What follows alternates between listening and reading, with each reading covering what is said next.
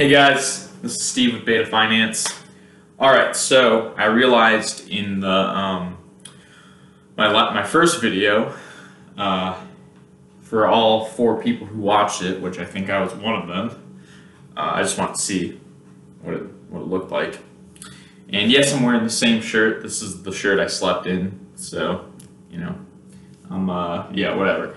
So, I realized I mentioned that I was going to talk about a mistake I already made, and I think that is important to discuss as part of this learning process. So the mistake I made was I made an impulse buy with almost no research. Okay, so what I did was I bought 4 near mint ivory towers, revised, and for double the cost. Okay, I bought them at a total $33, so I bought them basically at $8 a piece. That same day, if you were to look at MTG Goldfish, they were $4 flat, $4 flat, right? I bought these for a reason, for reasons. The sources of those reasons. So here's like the thing. So like you might see, as you're going on this journey, you might see like hints all over the place, right? But the sources of those hints are, and it might be easy for you to get upset, right, and start like blaming things. But the sources of those moments of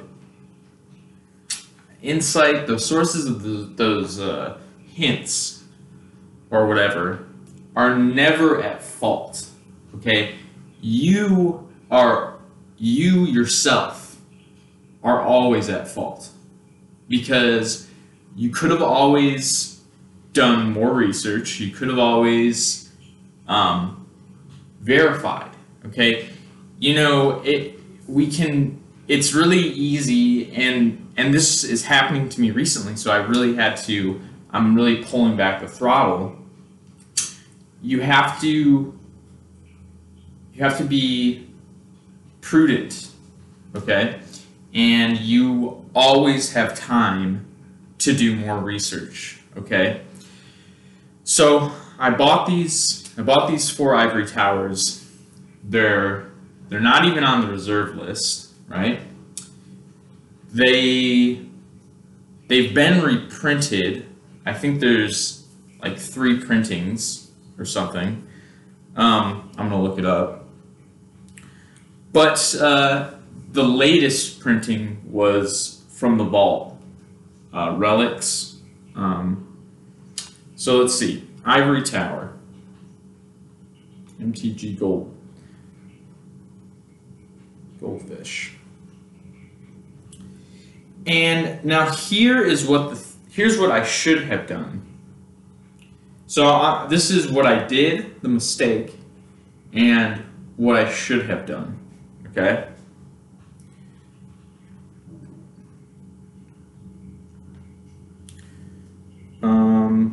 This is not, oh, this is a whole deck.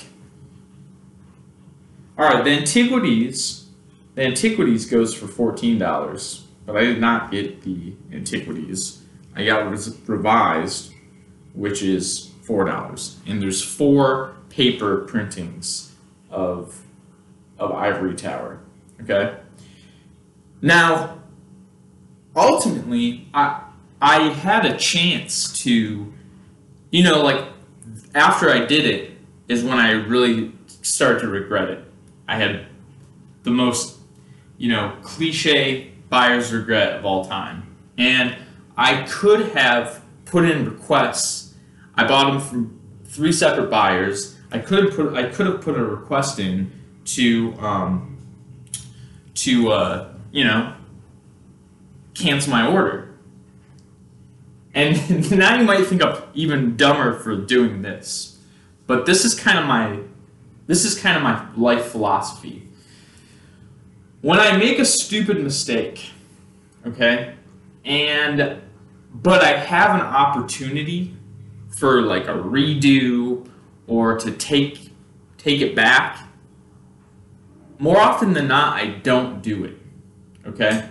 And the reason being is I feel like if I do take it back, then I'm not going to learn anything, and I will just make the same mistake again in the future, or I will, make different mistakes. Whenever you make a mistake and you really let it sit, that's going to help you make less mistakes in the future. Okay. If you really have like the self-awareness and the ability to really, take responsibility and critically analyze the mistake. Now let me go back to what the main line is here.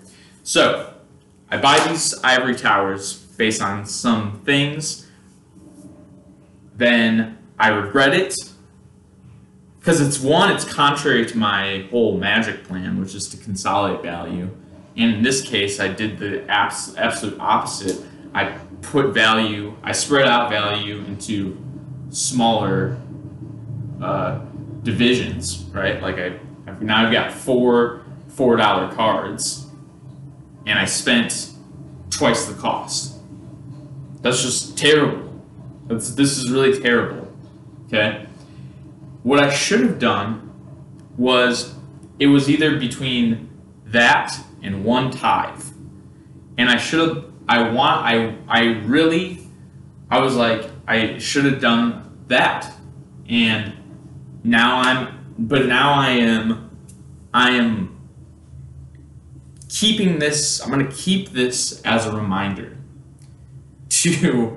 and it's also a very kind of beautifully ironic reminder, to stay out of your ivory tower,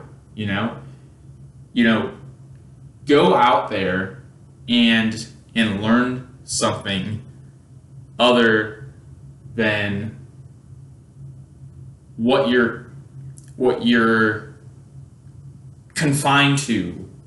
I think maybe it's more of an allegory of breaking your habits, but I haven't found the perfect correlation between this lesson and the ivory tower. But there's something, right? It's like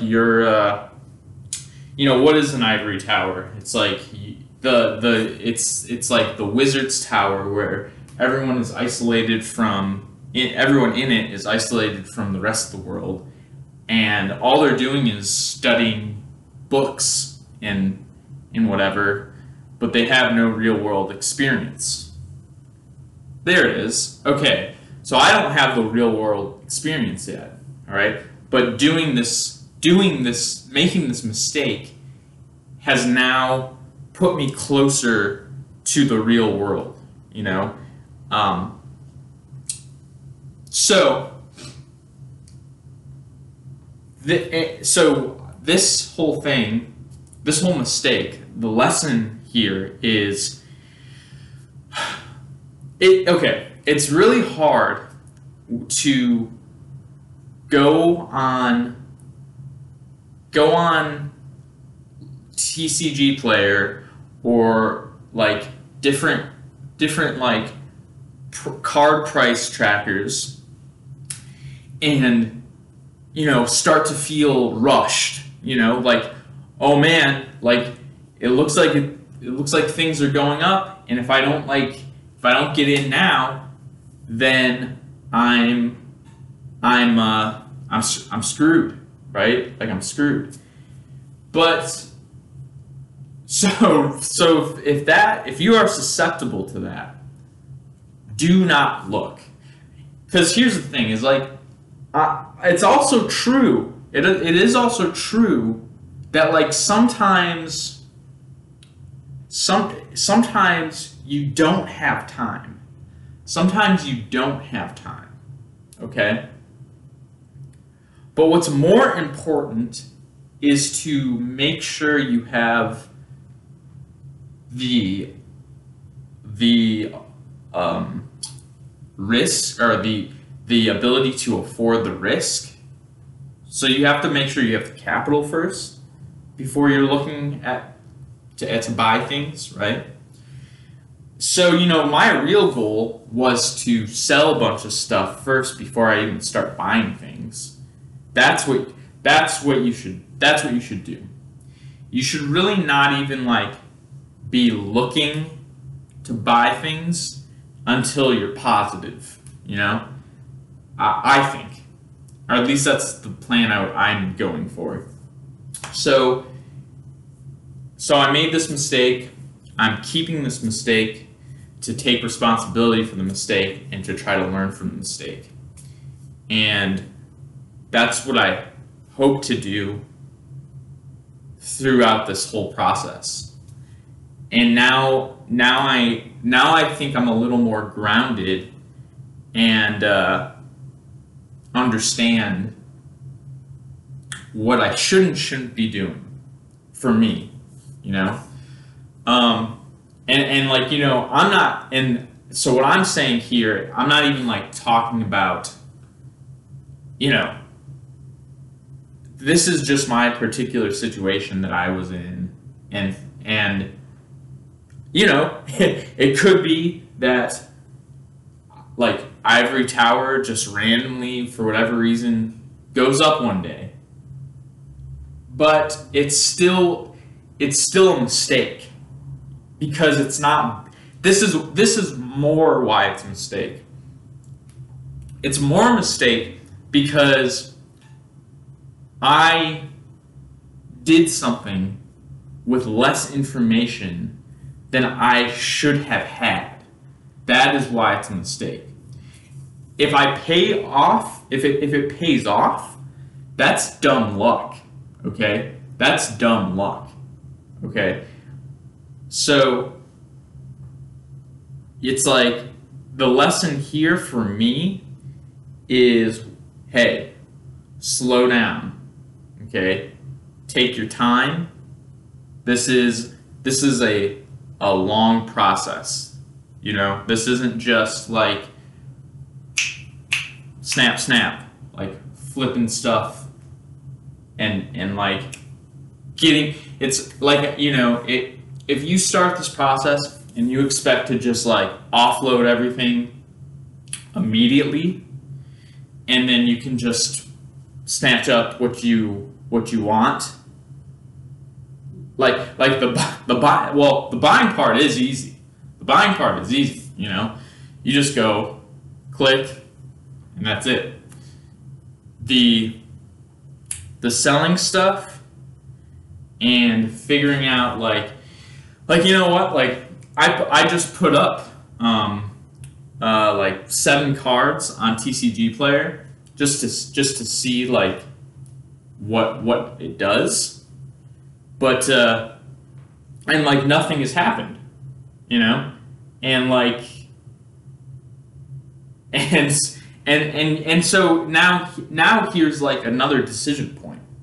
It's you can look at the percentage differentials from the lowest price something is sold at and what you have it listed at, and that's a point to see okay, well, here's how far away I am, or here's how close I am, and I bet you any money you can, once you get within a certain percentage, I mean really, this kind of makes intuitive sense. The closer you get to the low, the more frequently you're going to sell, right? And so now the decision is, these kind of decisions are, do you hold out at your price or do you meet the low, and